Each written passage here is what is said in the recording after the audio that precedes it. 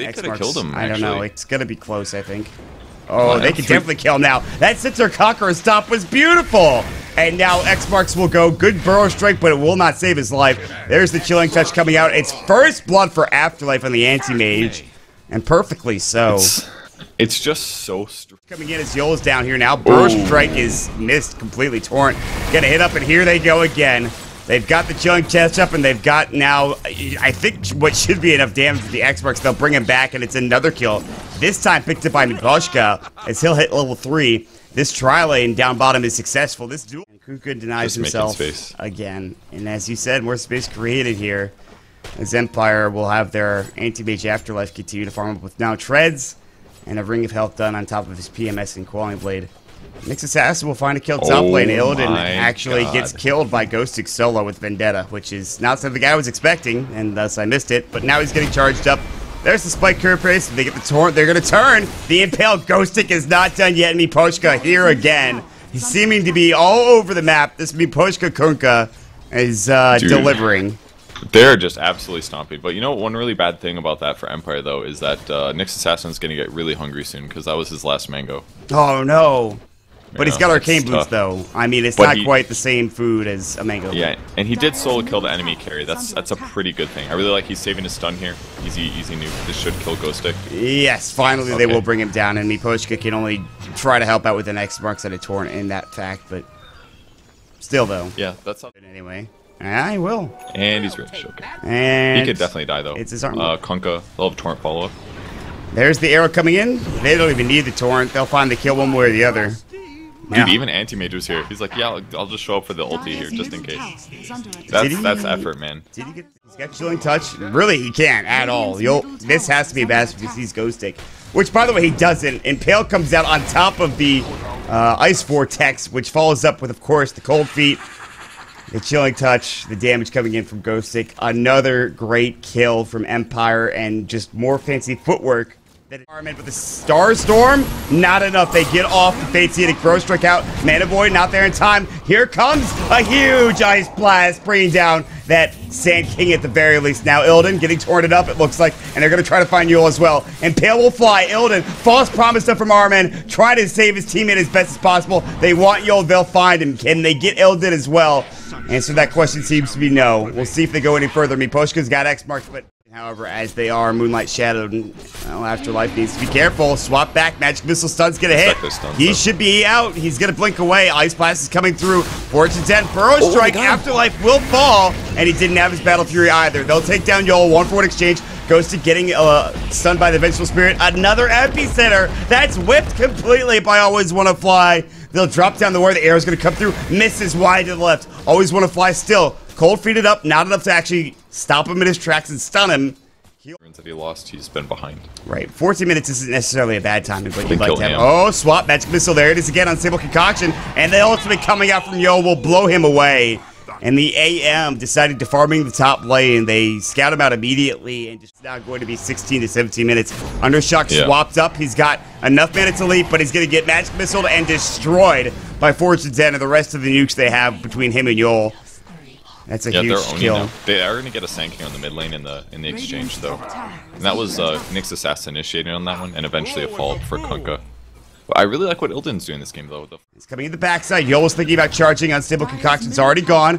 Yoel might be the one that's going to be the martyr here for F5. He came in the wrong angle. Mana Void, he dodges it. Can he charge out? Yeah. Okay, now.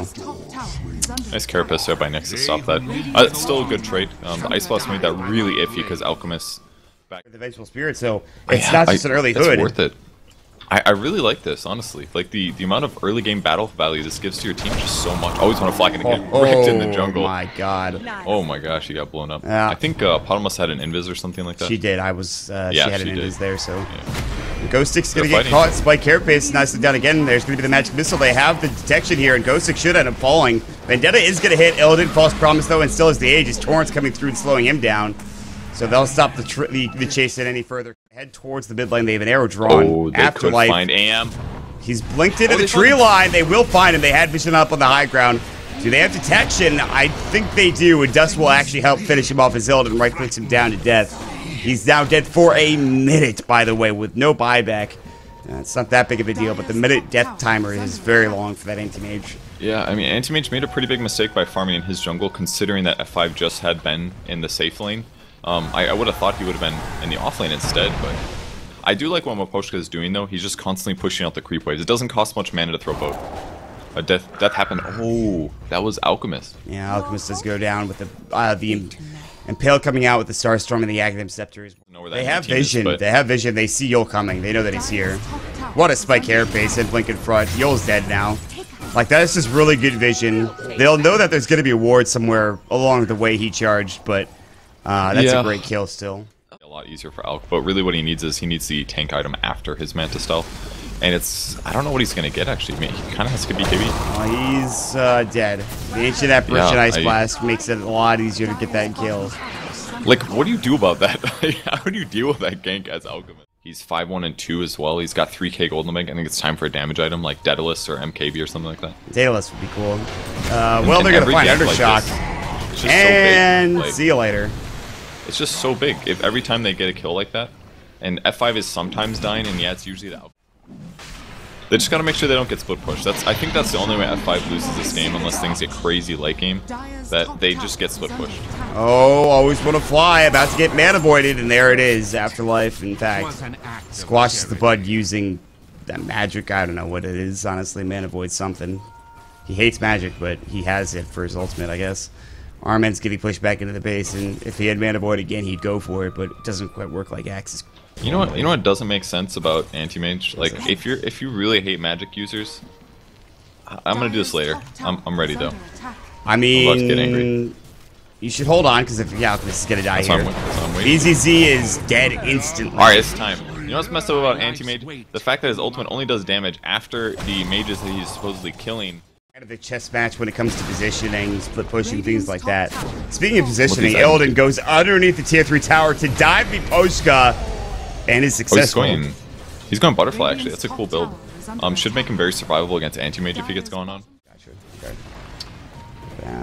Well, that's gonna be a good man style from Afterlife. That was pretty sick. And Mana Void, no, not needed. Doesn't need it. Just get the kill either way.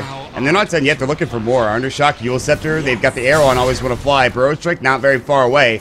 And he's gonna get Mana Voided. And again, squashed like a bug as double kill comes out for Afterlife. Another unstable concoction. That was by BZZ. They were chasing him down, but he's able to. Still okay. Ice Blast sailing in. Yule will take the ghost ship damage. That'll be it. Arrow comes in, misses as the swap comes out from Illidan.